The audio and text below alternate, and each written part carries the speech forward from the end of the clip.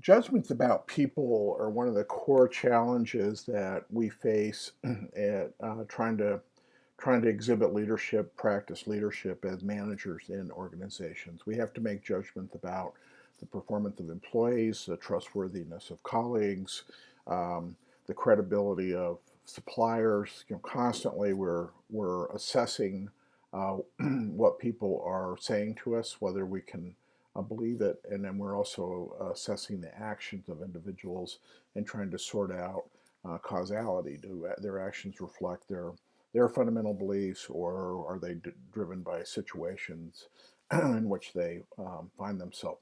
The Brehm and Kassin reading is, I can guarantee it, is one of the most challenging readings we have in the course. It covers a book's worth of material in a single article, and so that makes it challenging.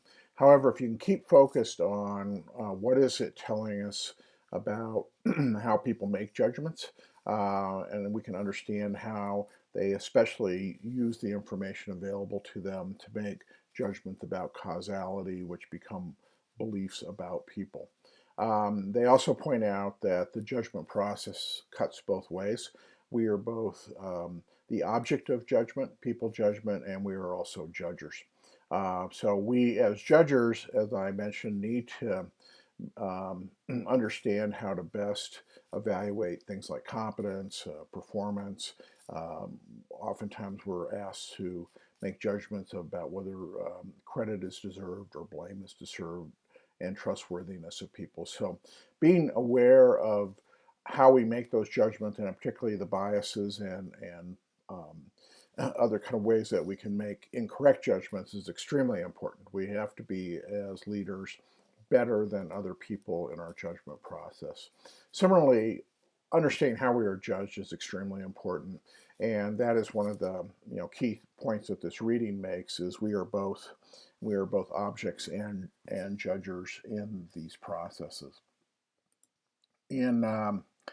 I'd like you to look for very specifically how perceptions are produced based on the information available to a person. A lot of the subtlety and what's very important here is understanding various kinds of informational asymmetries.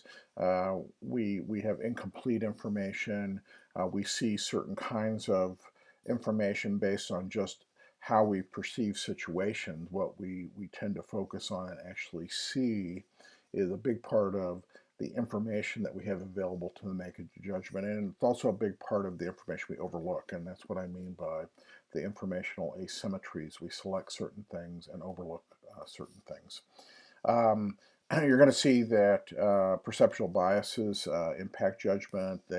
Perceptual biases are filters on what information we take in, so we're not very good at systematically gathering information.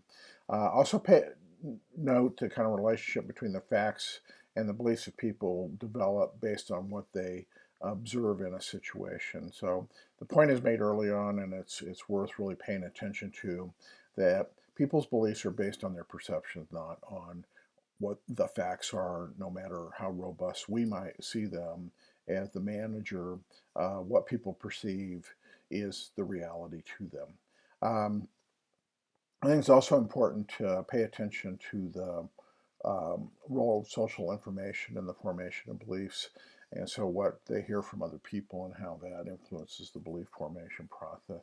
Pay particular attention to the section on attribution.